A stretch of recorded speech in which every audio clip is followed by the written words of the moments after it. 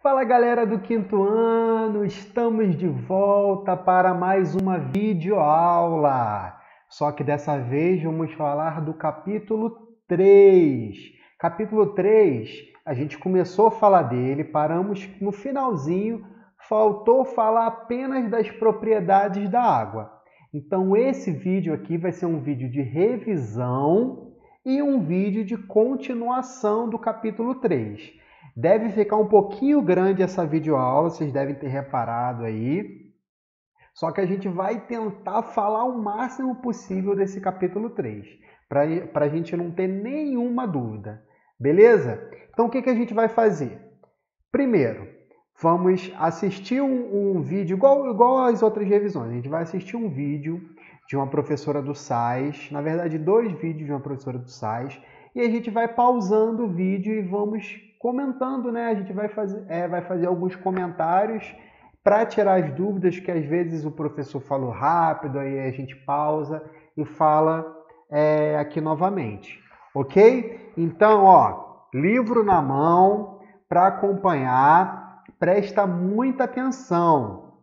No final desse capítulo, no final dessa videoaula, eu vou falar as atividades que vocês vão fazer. Vocês vão fazer algumas atividades do livro. Então, muita atenção. Eu já adianto que essas atividades vocês não vão precisar me enviar agora. Vocês vão responder no livro, vão responder.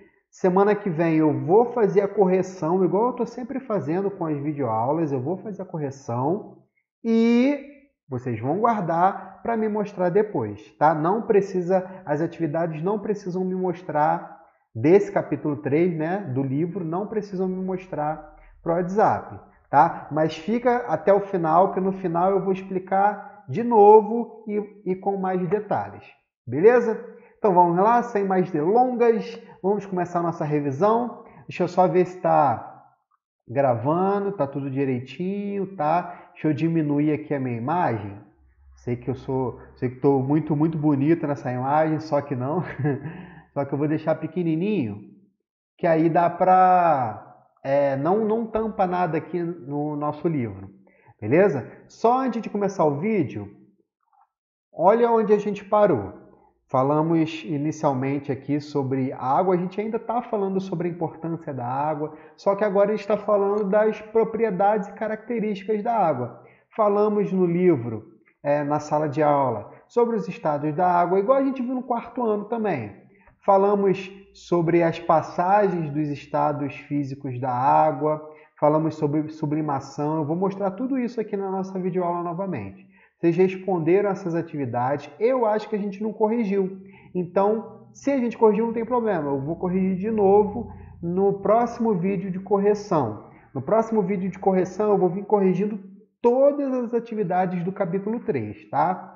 A gente falou sobre o ciclo da água, vimos até um videozinho. Vamos ver tudo de novo nessa aula aqui. Vimos sobre os rios voadores e os lençóis freáticos, a gente vai ver tudo de novo. E paramos aqui, a gente não falou sobre as propriedades da água. Então a gente vai ver nessa videoaula tudo isso, tá? Aí acaba o capítulo 3, já começa o 4. O capítulo 3 é bem pequenininho. Mas vamos lá então? Vamos chamar aquela professora do SAIS, que a gente está assistindo os vídeos dela, e também vamos assistir um pedacinho da aula de ciências que tem lá no SAIS Educação, no canal no YouTube também, para auxiliar a gente nas experiências. Então vamos lá, vamos assistir, eu vou pausando o vídeo para a gente fazer os comentários, beleza? Vamos lá. Olá! Você já brincou de ficar olhando para o céu e procurar nuvens que tenham formatos de animais ou de objetos? Eu já brinquei bastante disso e acho super divertido. As nuvens parecem grandes e leves bolas de algodão, mas você sabia que na verdade elas são formadas por água e que pesam bastante? Nessa aula nós vamos aprender Olha o que ela falou. Ela falou que as nuvens são formadas por água e pesam bastante. Só para vocês terem uma ideia, olha no livro de vocês aí na página 46. Deixa eu voltar aqui. Olha o que ele fala aqui, ó. Cadê? Com o cálculo, analisaram que as nuvens, cúmulos, que é um tipo de nuvem, né? Esse tipo de nuvem, aquelas de cor branca ou cinza claro, com contornos bem definidos que podemos ver em um dia claro, pesam aproximadamente o equivalente à massa de 100 elefantes.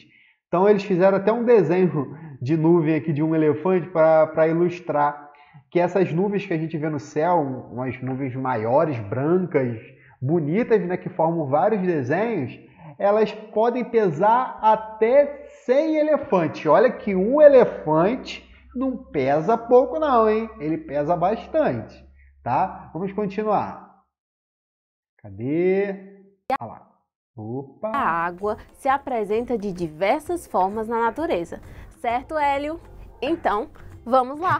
Vamos lá. Essa introdução é muito legal deles, né? Ciências, quinto ano. A maior parte do planeta Terra é formada por água, aproximadamente 70% dele. Dentro dessa porcentagem, aproximadamente 90% corresponde à água salgada, ou seja, a água que não é própria para o nosso consumo e nem para atividades como agricultura e pecuária.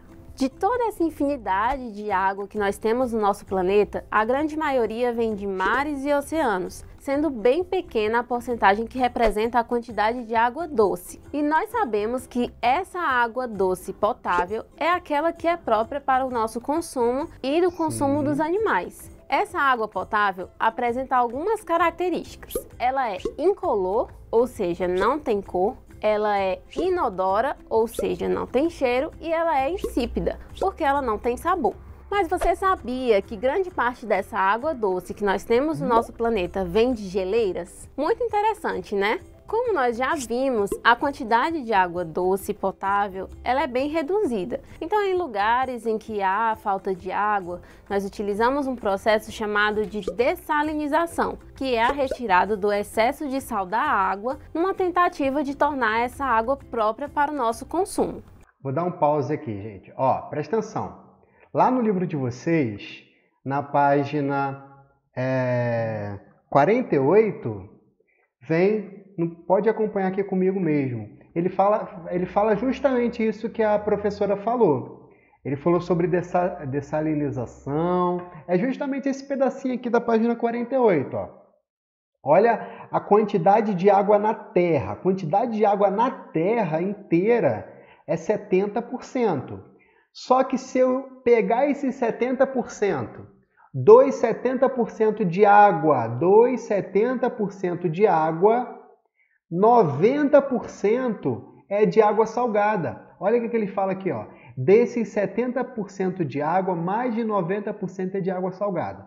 Aí, pô, como é que eu tiro 90% de 70%? É como se eu fizesse isso aqui, ó. Primeiro eu tô fazendo duas contas separadas, ó. Primeiro, eu pego o planeta Terra, quanto de água tem na Terra? Doce e salgada ao mesmo tempo. Ao mesmo tempo, de água na Terra, são 70%. 30% é terra. Beleza. Agora eu pego esses 70% de água. Desses 70% de água, quanto é de água salgada e quanto é de água doce?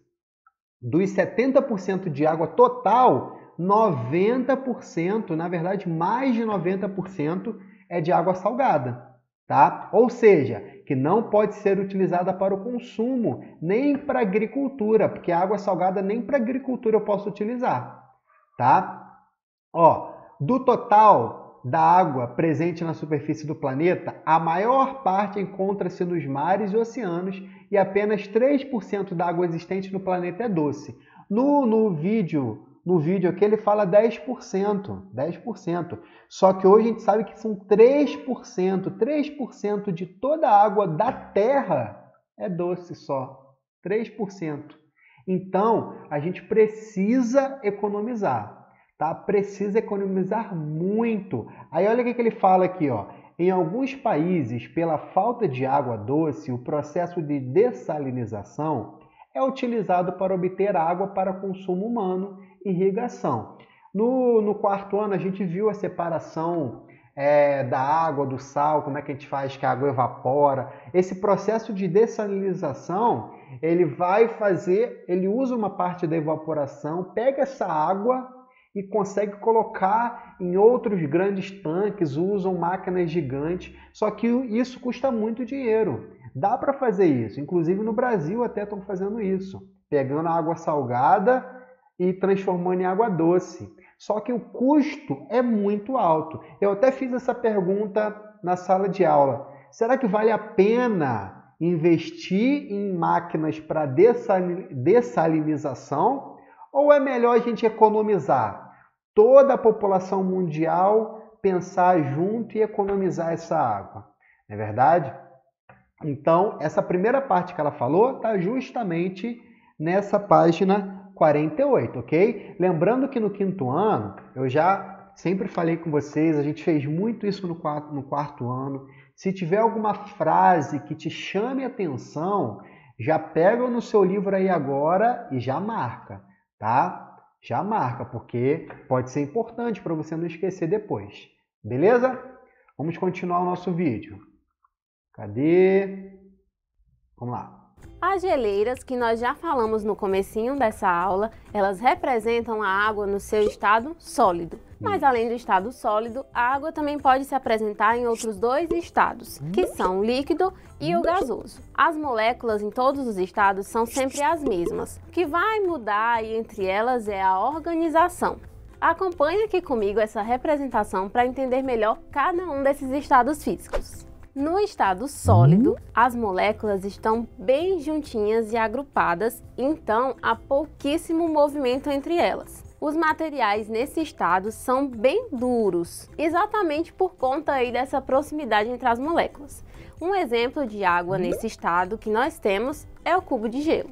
No estado líquido, as moléculas já estão um pouco mais afastadas, então elas têm um pouco mais de movimento. Nesse estado físico, a água vai assumir a forma do recipiente em que ela é colocada. Então, se você colocar a água em algum recipiente de vidro, pode ter certeza que essa água vai assumir a forma desse recipiente.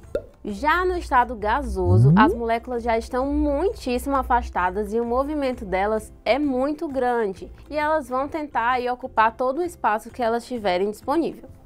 Nós podemos observar esse estado físico, por exemplo, quando nós aquecemos uma panela com água. A mudança de temperatura da água faz com que ela sofra algumas transformações, passando de um estado para o outro. Antes, a gente falou isso em sala, eu até fiz esse esquema no quadro, lembrando, vou voltar aqui para o nosso livro, a molécula de água. Qual é a molécula de água que a gente fala muito, falou no quarto ano, falamos no quinto, qual é? H2O. H2O. O que é H2O? Dois hidrogênios e um oxigênio. Lembra que todo mundo ficou entusiasmado quando a gente viu a tabela periódica lá na sala? Então, esses elementos estão na natureza e juntos formam a molécula de água. E cada bolinha dessa daqui, ó, cada bolinha dessa, cada bolinha dessa, cada bolinha dessa, representa uma molécula de água. Como ela mostrou, no estado sólido, as moléculas de água estão muito juntinhas, tá? Dando um pouco de dureza para essas moléculas, né? Isso vai representar o estado sólido da água. Já um pouquinho mais separado, vai representar o estado líquido. E bem separado, como ela se movimenta, pode se movimentar bastante, o estado gasoso. Ok? Beleza? Então vamos continuar. A próxima parte do vídeo que ela está falando é sobre as passagens dos estados físicos da água.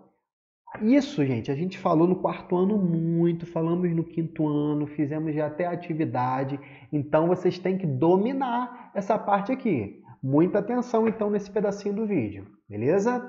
Vamos lá! Para começar, do estado sólido para o estado líquido, nós temos o processo de fusão. Um exemplo disso acontece quando nós tiramos um cubo de gelo do congelador. Do estado líquido para o estado gasoso, nós temos a vaporização, vaporização ou evaporação também.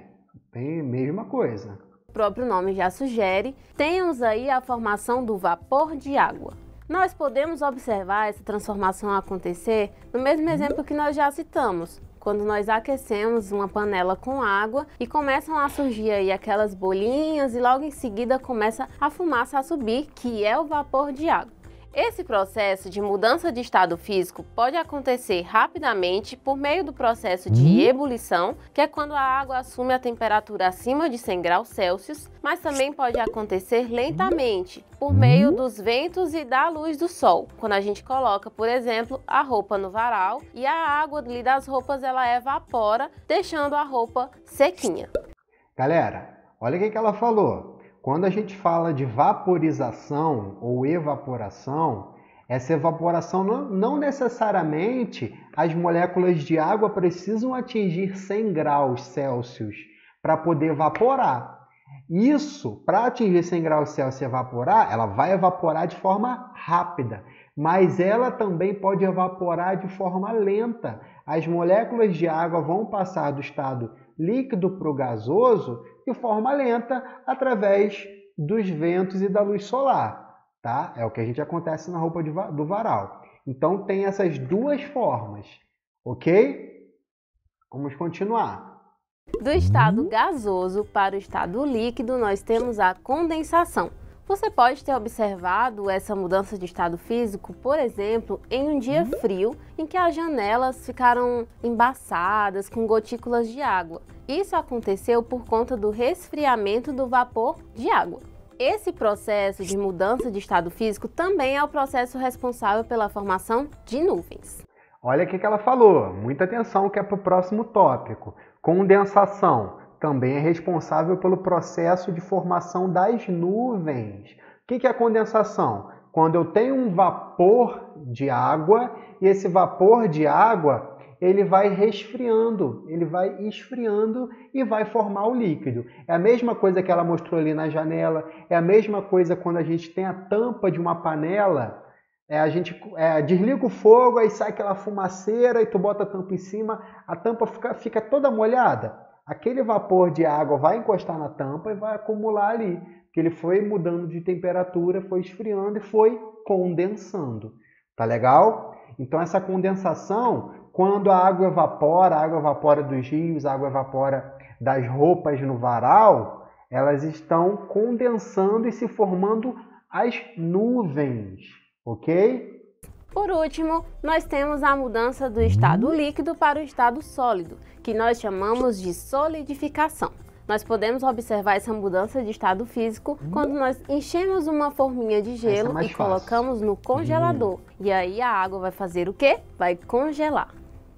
Além de todos esses processos de mudança de estados físicos, nós também temos a sublimação, que é a mudança direta do estado gasoso para o estado sólido ou do estado sólido para o estado gasoso. Isso. É muito difícil a gente conseguir observar essa transformação no nosso dia a dia, mas nós temos como exemplo dessa transformação acontecendo em bolinhas de naftalina. Se você deixar essas bolinhas em algum lugar, depois de um intervalo de tempo você ir lá e olhar como é que elas estão, você vai observar que elas diminuíram de tamanho. Isso aconteceu porque elas foram se transformando em vapor, ou seja, elas passaram do estado sólido para o estado gasoso. Além da naftalina, nós também temos como exemplo de transformação aí o gelo seco. Mas vale lembrar que tanto a naftalina como o gelo seco podem trazer danos à saúde. Então, são materiais que devem ser manuseados por adultos, hein? Mas você sabia que... Rapidinho. Ó, tudo isso que ela falou tá lá no nosso livro. Quando a gente fala da naftalina, geralmente o pessoal bota essa bolinha, um produto que vai, ó, olha o que ela tá escrito aqui, ó. As bolinhas de naftalina são utilizadas geralmente para evitar traças nas roupas. Geralmente ele bota essas bolinhas perto de roupa, um armário, lá dentro do armário, no fundo de uma gaveta, para evitar os bichinhos que vão fazer furinhos na nossa roupa, basicamente. Tá? Essas bolinhas vão evaporando, ou seja, do estado sólido para o gasoso. E o gelo seco, a gente até viu um vídeo na sala. Lembra desse vídeo aqui, ó? Como é fabricado o gelo seco? A gente vai te mostrar como é feito gelo seco. Lembra desse vídeo que a gente viu lá do Manual do Mundo? Esse vídeo eu vou deixar aqui na descrição do vídeo o link certinho para caso você queira assistir novamente, com calma em casa, você possa assistir. Beleza? Então, lembrando que a sublimação é a passagem do estado, voltar lá para o nosso livro, é a passagem do estado sólido para o gasoso ou do gasoso para o sólido. Beleza? Vamos continuar então. E a água, ela tem um ciclo e que esse ciclo é muito importante aqui na Terra. Acompanhe aqui comigo esse esqueminha para entender melhor como é que funciona o ciclo da água. Todo o processo... Quando ela falar de ciclo da água, ela vai mostrar aqui um pedacinho e depois a gente vai assistir um outro vídeo, tá? Para a gente não ter dúvida nesse pedaço de ciclo da água, tá? Eu vou deixar aqui uns vídeos para vocês também assistirem em casa, vou deixar no link aqui na descrição desse vídeo, tá? Para não ter dúvida sobre o ciclo da água. Mas quando a gente falar de ciclo da água, você já pode ir lá para a página 55. Lá na página 55 vai estar falando sobre isso. Mas vamos acompanhar, já abre aí, dá o pause no vídeo, deixa na página 55 e vamos acompanhar a explicação, ok? Do ciclo da água e a sua importância. Acompanhe aqui comigo esse esqueminha para entender melhor como é que funciona o ciclo da água. Todo o processo inicia com o Sol aquecendo as águas dos oceanos, dos rios e dos mares. Essa água então evapora, chegando a grandes altitudes. O vapor da água então se resfria e condensa, formando nuvens. A formação de nuvens acaba então por ocasionar precipitações, como chuvas e neve, que caem no solo e podem se infiltrar ou voltar para os mares e rios, recomeçando assim todo o ciclo. Você já ouviu falar em rios voadores? Boa parte das chuvas que nós falamos durante a explicação do ciclo da água vem desses rios. São grandes cursos de água em forma de vapor. Tudo começa com o Oceano Atlântico, que tem intensa evaporação. E então os fortes ventos vão levar o vapor de água até a Amazônia. Esses rios são muito importantes para a nossa vida e para a preservação dos ecossistemas brasileiros. Então, eu te convido a pesquisar com a ajuda de um adulto e entender melhor o que são esses rios e como acontece todo o processo. Só que a gente vai pesquisar isso agora. Eu vou passar 2 videozinhos para vocês, para a gente poder entender melhor esse ciclo da água, tá? Primeiro, eu vou falar um vídeo que está aqui no meu computador sobre o ciclo da água. Deixa eu só abrir de novo aqui que eu acho que ele fechou. Sobre o ciclo da água. Calma aí, colocar aqui na frente. E esse videozinho é pequenininho, 3 minutinhos o vídeo, e depois eu vou passar um videozinho sobre os rios voadores, para a gente entender, para relembrar, na verdade, porque a gente já viu esse vídeo, para a gente relembrar sobre isso. Só que o mais importante é entender, gente, que tem as passagens dos estados físicos da água. A gente vai ter condensação, a gente vai ter evaporação, ok? Então, a gente tem que entender, tem que juntar essas passagens dos estados da água no próprio ciclo e entender a importância desse ciclo da água. Vamos ver primeiro esse videozinho aqui? Vamos lá.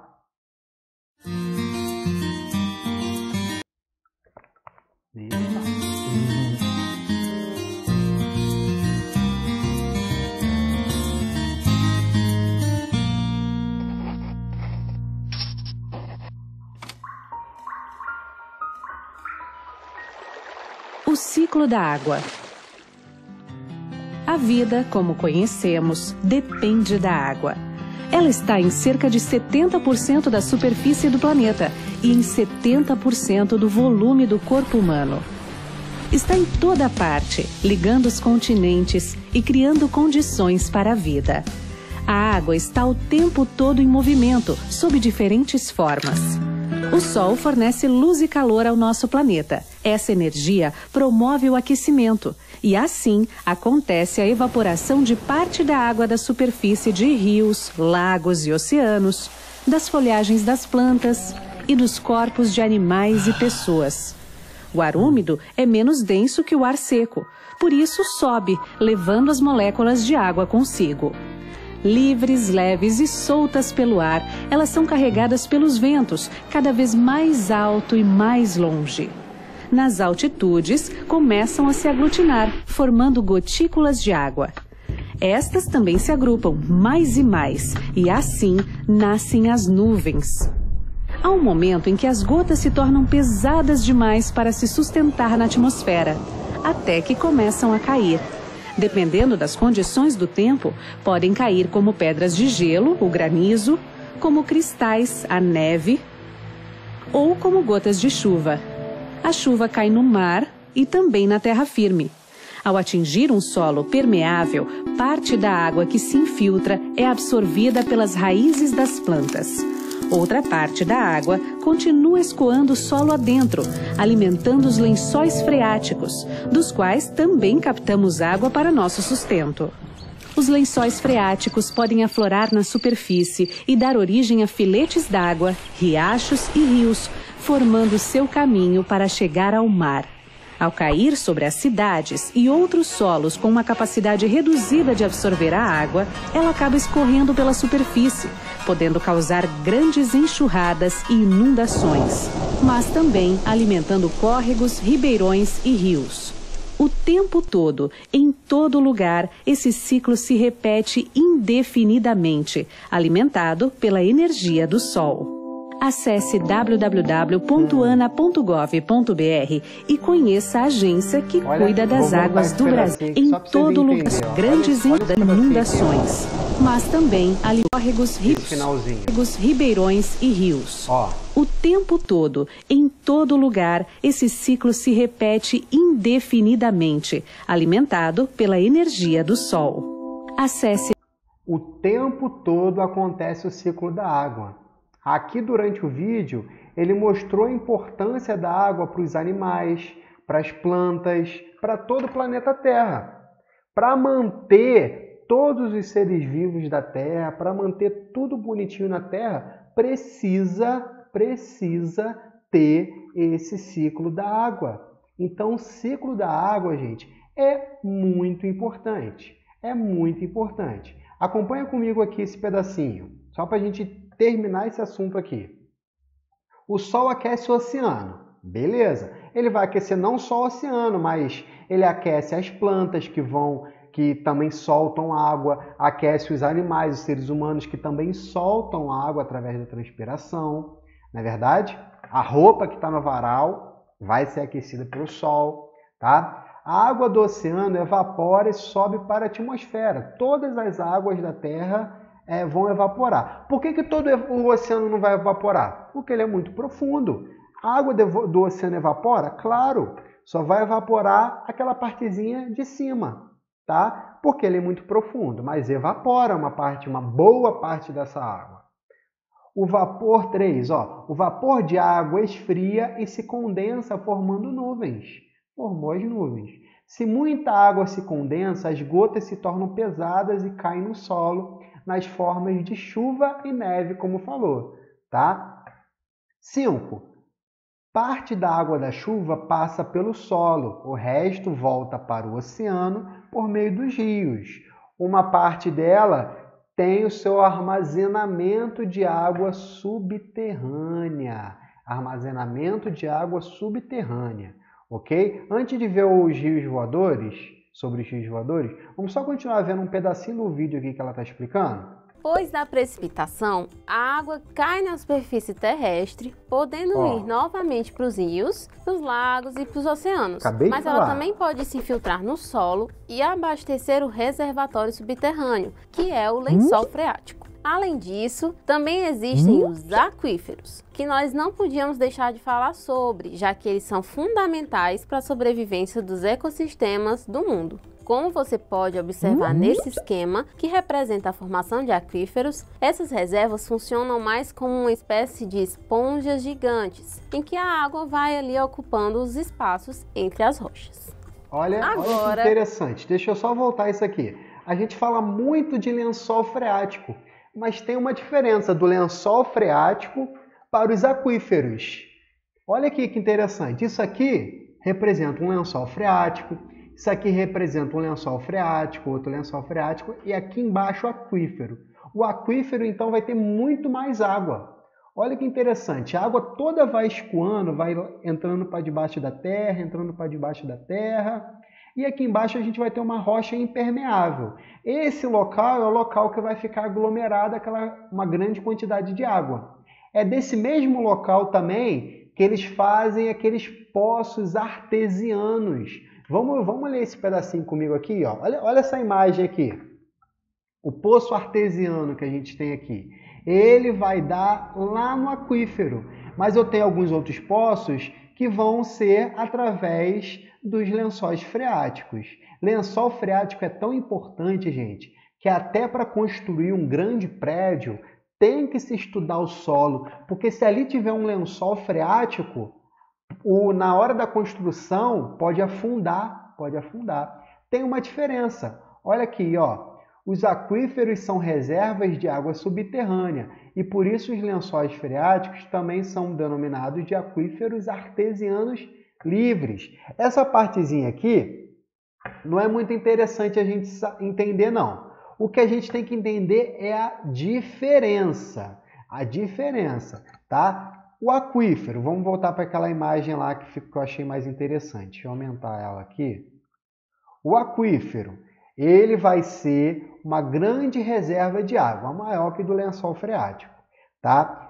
Por que ele vai armazenar mais? Porque ele vai chegar um momento que a rocha vai ser impermeável, ou seja, a água não vai conseguir afundar mais do que isso, tá? E vai ter outros locais que vão ter uma quantidade de água que vão ser os lençóis freáticos, beleza? Então aquele poço artesiano que precisa de uma grande profundidade para fazer ele leva água para vários locais que parecia que nem tem água, mas se fizer um poço artesiano ali, ele vai aparecer água, tá? Então, tem essa diferença, beleza? Vamos continuar vendo mais um pedacinho? Uma espécie de esponjas gigantes, em que a água vai ali ocupando os espaços entre as rochas. Agora, já que o assunto é água... Antes de entrar nessa parte, vamos entender melhor aquela ideia dos rios voadores. Os rios voadores, ele fala dos rios voadores aqui no finalzinho da 55 e da 56. Você dá um pause, dá uma lida com calma para a gente poder acompanhar o vídeo, tá? Vou colocar, deixa eu só achar o vídeo. Esse aqui, 3 minutinhos também. Esse vídeo eu acho que a gente já assistiu na sala, mas vale a pena a gente assistir e entender o que são esses rios voadores, né? Vamos lá, então. Um exemplo é o ciclo das chuvas reguladas pela Amazônia. Esse volume de água é tão grande que foi chamado de rios voadores, que descreve a quantidade de água que temos sobre as nossas cabeças. O Atlântico é o lugar inicial do aporte de água de chuva do mundo inteiro, né? Mas poucas pessoas sabem que 1 metro quadrado de floresta tropical evapora mais água que 1 metro quadrado do Oceano Atlântico. E por isso que essa floresta é uma bomba de água fantástica. E ela permite justamente de recircular várias vezes até esse vapor de água chegar na região, por exemplo, do sudeste do país. Os rios voadores são formados de correntes de ar que vêm do Atlântico inicialmente, passa pela região amazônica, se beneficia do aporte de água que vem da própria vegetação, através do processo de evapotranspiração das árvores. Ela se junta, faz essa corrente. A corrente de ar úmido é parada pela barreira natural que representa a Cordilheira Andina, que não deixa passar uma boa parte. Olha o que ele falou. Esse fluxo de água que vem da evaporação aqui da floresta amazônica é impedido de passar aqui pela Cordilheira dos Andes. Você vai abrir agora aí uma aba à parte, pesquisar o que é a Cordilheira dos Andes, que pode ser que não saiba. Tá? Isso aqui deixa para a parte da geografia, mas é uma barreira de montanhas, são várias montanhas que impedem que essas nuvens sigam para cá, ó. Siga para cá. Então, basicamente, vai fazer uma curva. Pelo Peru, por exemplo, força um pouquinho essa corrente pelo sul e vai trazendo justamente esses benefícios enormes para a economia e o bem-estar de todo o país. Então, nós acabamos monitorando várias cidades como Londrina, Uberlândia, Chapecó, Cuiabá, Ribeirão Preto e Brasília, finalmente, agora. Nessas cidades principais já fizemos um trabalho com 286 escolas, formação de professores, são mais de 170 professores, e vamos continuar, vamos chegar a mais de 100 mil crianças que vão receber esse conteúdo, que vão ficar muito mais conscientes, não só o que é o Rio Voador, mas também que os serviços ambientais dessa região tão longe como a Amazônia vão afetar realmente a qualidade de vida de cada uma dessas cidades. Uma curiosidade interessante é que a quantidade de vapor d'água transportada pelos rios voadores é tão grande que pode ter a mesma ordem de grandeza ou até mais da vazão do rio Amazonas, que é de 200 mil metros cúbicos por segundo. Estudos mostraram que uma árvore com copa de 10 metros de diâmetro é capaz de bombear para a atmosfera, em um único dia, mais de 300 litros de água em forma de vapor. Isso é mais que o dobro da água que um brasileiro usa diariamente. Na Amazônia, existem bilhões de árvores. Já imaginou quanta água a floresta toda está bombeando a cada 24 horas? Olha que pela minha primeira vez que eu sobrevoei, vocês não têm noção de como é importante a Amazônia. Olha o que ele está falando. Olha o que ele falou. Ele falou que cada árvore vai evaporar muita água. E essa água que evapora aqui na Amazônia beneficia a gente aqui em Espírito Santo, no Rio de Janeiro, São Paulo, toda a região sul. Por quê? Por causa daqueles ventos que vêm. Olha, acompanha o mouse. Esses ventos vêm. Vou até colocar uma imagem aqui de trás. Essa imagem aqui é boa. Ó. Os ventos vêm com a água que também evapora aqui do oceano, né? Junto já com nuvens de água que evaporaram do oceano, se junta com nuvens que evaporou, essas nuvens que evaporaram aqui da floresta amazônica. Em vez de ela seguir aqui para cima, ela bate na Cordilheira dos Andes e vem aqui para baixo, levando chuva para toda essa região. Olha a importância. É por isso que não podemos desmatar as florestas. Além de fornecer o oxigênio, além de purificar o ar, além de servir de moradia e alimento para todo um ecossistema de animais, ela também é muito importante por fornecer água para toda essa região sul, sudeste. É muito importante, ok? Então vamos ver só mais o finalzinho aqui onde eu parei. Aqui. Eu parei aqui. 24 horas? Não, pela minha primeira vez que eu sobrevoei na região amazônica, reparei que essa umidade relativa pulou para 80% uma vez só, 10, 15, 20 minutos depois voltou para 30%, e tinha atravessado o Rio Voador. E aí começam as grandes perguntas, não, mas por que ali tinha e ali não tem? Será que o desmatamento fez uma diferença? Será que a região agora tem menos evaporação local?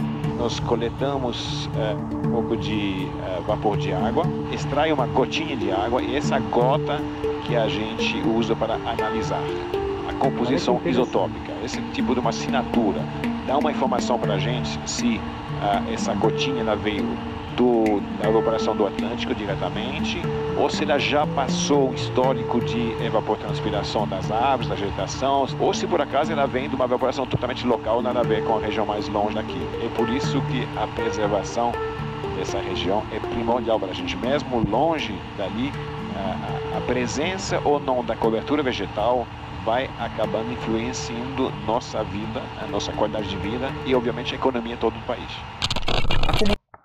Olha que interessante, né, gente? Muito interessante. Quando a gente fala da floresta amazônica, ela é riquíssima. Além de toda a riqueza que tem ali local, ela, mesmo estando longe da gente, mesmo a floresta estando longe da gente, ela é importantíssima para a gente aqui.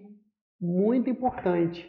Então, tudo isso envolve o ciclo da água. Os rios voadores, esse processo de evapotranspiração que a gente fala das plantas, né? Que transpira e evapora.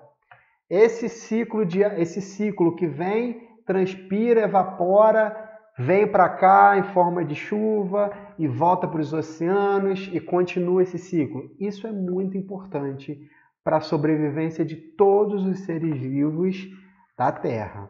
Ok? Ok mesmo, né, gente?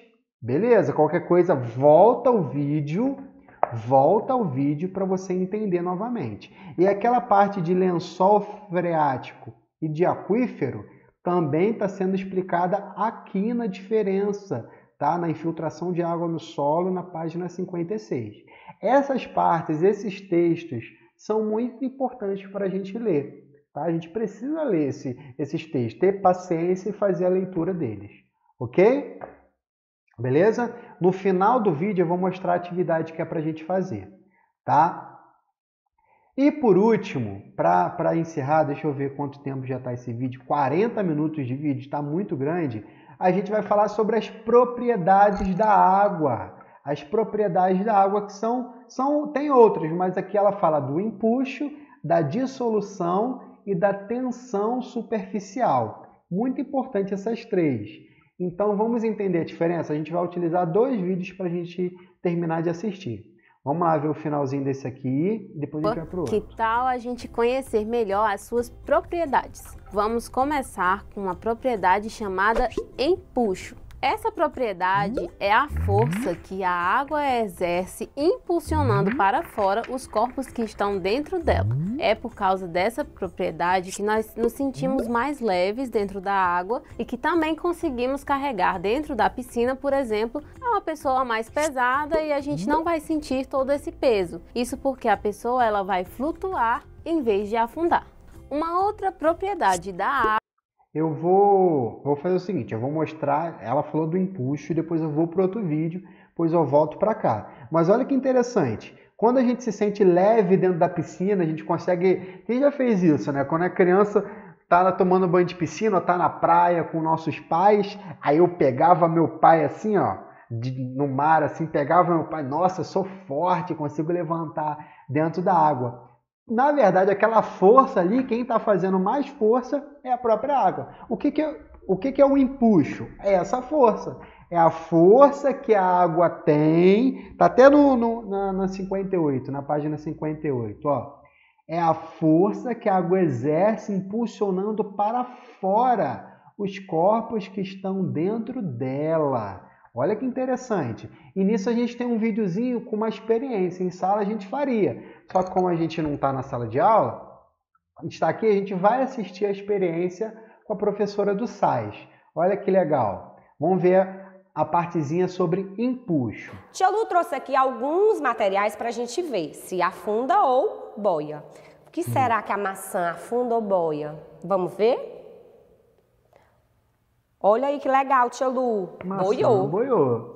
Vamos ver se você acerta vamos pegar todos. aqui a rolha. Será que ela vai afundar ou boiar? Ai, tia Lu, é muita dúvida. Por isso que é bom a gente comprovar. Não tem nada mais divertido do que aprender de ciência com experimentos. Boiou também? Boiou. Tia Lu, e vai ter alguma que vai afundar? Será? Ó, a tia Lu pegou esse metalzinho aqui, ó. E por coincidência, a letra do meu nome, ó. Letrinha L de Lu. Vamos colocar aqui. Será que vai afundar? Será que vai boiar? 1, 2, 3 e... afundou. Por quê? Porque o empuxo não foi o suficiente para deixar ele boiando. O corpo foi mais pesado. Teve maior densidade, então ele acabou afundando. Olha o que a tia Lu falou. Quando ela falou de densidade, densidade é uma matéria que a gente vai ver lá no final do ano, tá? São algumas características, algumas propriedades dos materiais. E uma delas é a densidade. Dependendo da densidade, o material vai afundar ou vai boiar na água, tá? E se o material boia na água, é porque essa força, é porque esse empuxo que a água fez é maior, tá? Se o material boia, é porque o empuxo é maior. É porque essa força que a água exerce no material foi maior. Ou seja, ok? Beleza? Tá bom? Então vamos lá. Essa partezinha que ela falou de densidade, a gente vai entender um pouquinho mais pra frente, beleza? Tenho aqui um pedacinho de cano. Acho que ele é bem leve. Acho que ele vai boiar ou vai afundar. Vamos dar uma olhada. Afundou. Cano. O limão. Afundou. Também afundou. Tia Lu, se o limão afundou, né? Com certeza a laranja também vai, ó, cair nas profundezas aí desse tubo. Vamos ver? Boiou. Olha como as aparências enganam. A laranja não afundou. E por último, a tia Lu pegou essa latinha. Ai, tia Lu, essa latinha que vai cair mesmo. Será? Vamos ver. Eu acho que ela afundou. Olha que interessante. Uma parte dela, ela falou que afundou, mas olha interessante. Uma parte dela, deixa eu voltar aqui. Ó, uma parte dela subiu, tá vendo? Uma parte dela subiu, porque deve ser a parte que tem ar aqui dentro, né? Então uma parte afundou, uma parte boiou. Interessante, né? Eu acho que ela afundou. Ela afundou. Então, está aqui comprovado que Então tem duas coisas que vão fazer alguma coisa boiar na água. A primeira dela é o empuxo. O empuxo é a força que vai exercer para fora o material. Então vou boiar se o material boiar, porque o empuxo da água conseguiu forçar esse material para fora. Mas tem uma outra coisa que é a densidade. Dependendo da densidade, o material pode afundar ou pode boiar. Só que esse assunto de densidade, a gente vai ver um pouquinho mais para o final do ano. Beleza? Então, aguenta coração nesse assunto aí. Antes da gente... Antes da gente ir para outra característica, eu vou voltar para o videozinho que a primeira professora explica. Água é a dissolução. Essa propriedade permite que algumas substâncias sejam diluídas na água e fazem com que a gente não perceba tão facilmente que aconteceu essa mistura ali. Muitas substâncias podem ser dissolvidas na água, como o açúcar, e nesse caso nós temos a formação de soluções. Por esse motivo, a água é conhecida como solvente universal. Vale ressaltar que não são todos os materiais que podem ser dissolvidos na água. Nós temos, por exemplo, o óleo. Então, que tal você aí na sua casa misturar algumas substâncias na água e ver o que dissolve e o que não dissolve? Pede a ajuda de um familiar e mãos à obra. Por fim, nós temos... Antes dela falar do último, ela falou da dissolução. A gente já falou isso em sala, a gente falou inclusive isso no 4º ano. O que é isso? Lembra quando a gente falou de misturas de materiais, de substância pura, mistura homogênea, heterogênea? Quando a gente falou disso, eu falei para vocês que a água é considerado solvente universal. A água sempre vai ser o solvente e tudo que dilui na água é chamado de soluto. Tudo que dilui no solvente é soluto. Existem outros solventes? É claro que existem outros solventes. Mas o mais conhecido é a água. A água a gente chama de solvente universal. E o soluto é o que vai dissolver, vai diluir na água. E esse processo do solvente dissolvendo ou diluindo o soluto é chamado de dissolução. Ó, a água consegue se unir a certas substâncias, deixa eu aumentar aqui, de maneira que elas se misturam tão bem que parecem desaparecer. Esse processo é chamado de dissolução, tá? E a água tem a capacidade de dissolver uma grande quantidade de substâncias, como o açúcar e o sal, formando o que chamamos de soluções. Então, vocês vão até lembrar, quando o açúcar, por exemplo, consegue se misturar todo na água, a gente chama de solução. Lembra quando a gente mistura o açúcar, a gente misturou o açúcar e no finalzinho ficou, e lá embaixo, quando a gente botou uma grande quantidade de açúcar, e lá no fundo ficou um pouco de açúcar, lembra o nome que a gente chamou? De corpo de fundo ou precipitado? Lembra disso? Eu falei isso na sala no 5º ano já, falei no 4º ano, mas toda vez que a gente vê aquilo ali, a gente chama de corpo de fundo ou precipitado. É o que, mesmo tendo a solução, o que ficou a mais no finalzinho do copo.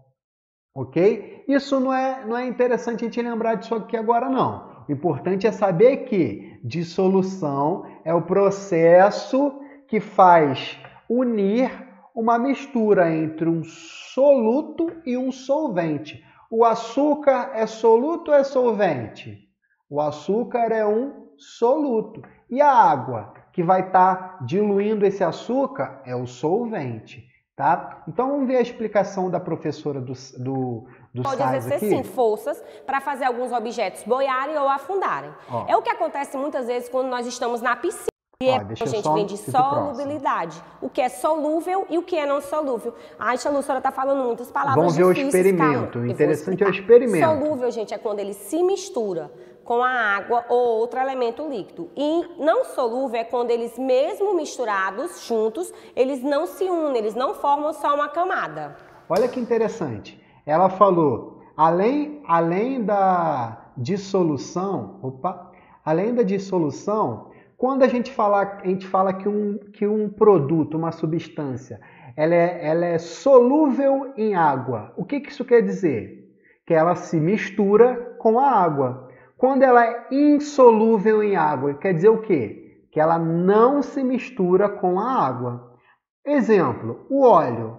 O óleo é solúvel ou insolúvel em água? O óleo não se mistura com a água, então ele é insolúvel em água. Tá entendendo? Quando a gente fala de dissolução, é basicamente a mistura do solvente com o soluto.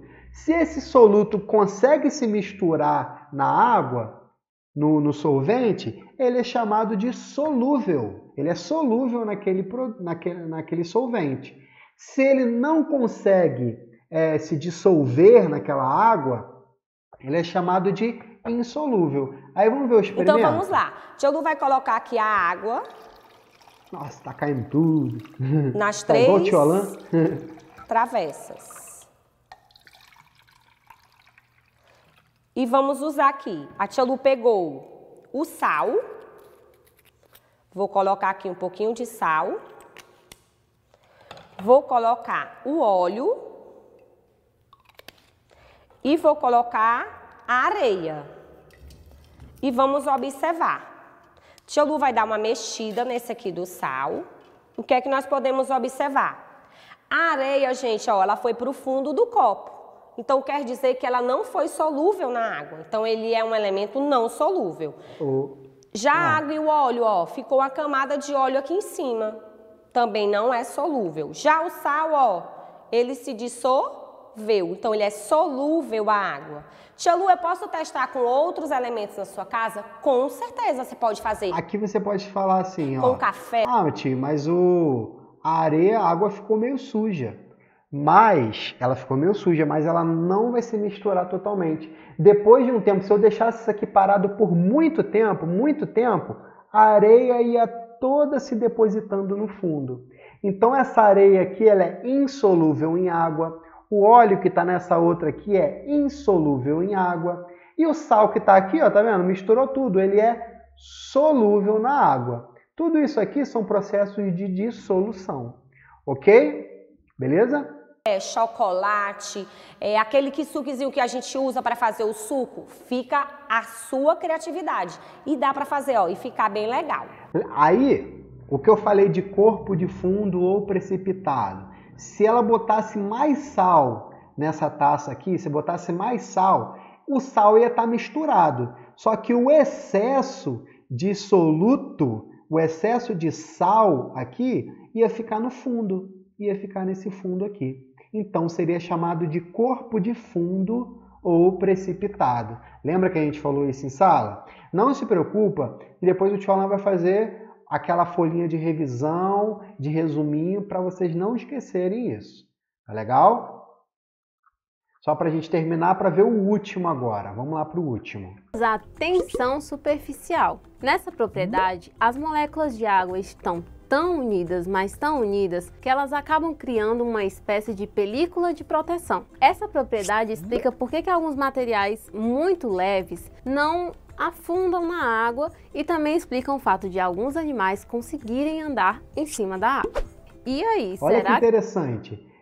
Deixa eu até voltar a foto aqui. Olha um animal, tem insetos que conseguem ficar sobre a água. Por quê? Justamente por causa da tensão superficial. Se a gente olhar no nosso livro, a gente vai ver que essa tensão, ela é a mesma imagem, ó.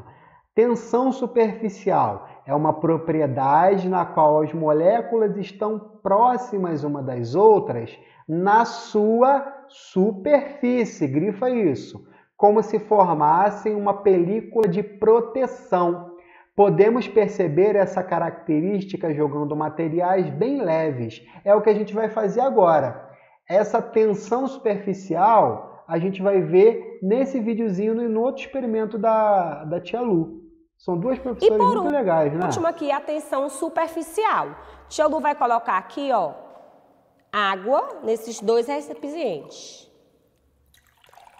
A tensão superficial, gente, é porque a água, ela junta as moléculas de uma forma e ela cria uma película. Por isso que às vezes alguns insetozinhos caminham sobre a água e não afundam, que é o que a tia Lu vai mostrar. Para isso eu vou usar a purpurina. Vou botar a purpurina laranja, que a tia Lu adora brilho, adora cor. E uma amarela. Vocês estão percebendo que quando eu coloco a purpurina aqui na água, ela não afundou, ó, não afundou. Mas se a tia Lu colocar, no caso o detergente... Olha que interessante. Porque o que é que acontece? Alguns materiais na água fazem com que... Ó, tia Lu vai misturando aqui com o detergente. E o que é que vai acontecer? Tia Lu vai mostrar aqui logo em seguida. Ó. Toda a purpurina ela foi para o fundo do copo. O que é que aconteceu? Na hora que eu usei o ingrediente do detergente, ele quebrou essa película. Então, ela não conseguiu flutuar, ficar submersa na água. Ele quebrou essas moléculas ao ponto desse material ficar menos denso e acabou afundando, ó, ficando no fundo do copo. Olha aí, que interessante. Olha o que ela mostrou. Tensão superficial, então, para acabar a videoaula. Tensão superficial é uma propriedade que as moléculas estão próximas uma das outras. Beleza. Só que vai conseguir até fazer os insetos, alguns insetos ficarem por cima. Estruturas mais leves, animais mais leves ou a purpurina ficar em cima. E vai conseguir por causa dessa tensão superficial, por causa dessas moléculas estão juntas. Mas tem algumas substâncias, como detergente, por exemplo, que conseguem quebrar essa superfície. Consegue quebrar, fazer com que essas moléculas, se bate, elas estão juntinhas. Se bota o detergente, elas conseguem quebrar para passar o material ali. Tá? Então pega o seu livro na página 59 para a gente responder, porque a gente viu o experimento ali da tia Lu, e a gente já consegue responder, que é basicamente esse aqui, ó, observando a tensão superficial. O material é o que ela usou ali. Aí as perguntinhas. Vou ler aqui, acompanha comigo o número 2 aqui. Acrescente delicadamente a purpurina. O que aconteceu com a purpurina lá naquele vídeo que a gente viu? Ela afundou de primeira? Não, ela flutuou. Então você pode marcar aqui que ela flutuou. Agora, 3. Coloque algumas gotas de detergente no copo, igual a tia Lu fez lá. E o que aconteceu? Ainda vai ficar flutuando a purpurina? Não, a purpurina afundou. Então, gente, esse experimento aqui é bem simples. Se você tiver purpurina em casa, você vai colocar, pode fazer. Se não tiver, não precisa, que a gente já viu aqui no vídeo. Tá legal? É só encher o copo e deixar a água paradinha. É importante, ela não pode estar se mexendo, né? Ela tem que estar paradinha. Se tu jogar a purpurina em cima, ela não vai cair. Se tu jogar detergente logo depois, a purpurina vai começar a afundar. Se a gente estivesse em sala, a gente faria. Só que como não tem, a gente viu aqui no vídeo. Beleza? O vídeo ficou enorme, ficou muito grande. 1 hora de vídeo. Então, o que vocês vão fazer agora? Muita calma nessa hora. Eu vou até, aqui no final, quando acabar de gravar, eu vou até explicar no texto lá para vocês, que aí não precisa assistir de uma vez só, pode ver em 2 partes. O que vocês vão fazer agora? Atividades que vocês vão fazer. Repara que no para, logo depois tem o para relembrar, que é muito importante para vocês lerem, tá? Sempre leio para relembrar. Mas quais são as atividades que o tio Alan quer que você faça? Essas aqui você já fez da página 54. Então, para casa, vocês vão fazer a página 57 número 1, página 57, número 1, e a página 59, número 1 também. Página 57 e 59. É para me mostrar? Não! Vocês vão guardar esse conteúdo com vocês, tá? E na sala de aula, quando a gente voltar, a gente vai ver essa página aí. Só que como vai demorar um pouquinho, a correção eu vou fazer semana que vem. A correção de todo o livro, tá? De todo o livro não, desculpa, de todo o capítulo 3. Beleza? O vídeo ficou um pouquinho longo. Qualquer dúvida você volta aqui o vídeo. Eu vou deixar aqui na descrição desse vídeo o link para como é fabricado o gelo seco, ok? Um outro videozinho pequenininho de 4 minutos sobre os rios voadores e a falta de água, muito legal. Cobertos por ela. Vocês vão assistir. E um outro videozinho de 12 minutos que a gente já viu em sala de aula, que ele fala sobre o ciclo da água, mas é um documentário muito interessante que faz a gente refletir. Então, com calma, você vai assistir, ok? Beleza, gente? Então é isso. Eu vou deixar tudo explicadinho na descrição e espero que a gente tenha conseguido entender esse capítulo 3. Qualquer dúvida, volta o vídeo com calma e assista. Beleza? Então, gente, muito obrigado por você chegar até aqui. Leia sempre esse para relembrar, que é muito importante, ok? Um beijão para vocês. Até semana que vem, que eu vou gravar o próximo vídeo de correção do capítulo 3. Um beijão e tchau, tchau.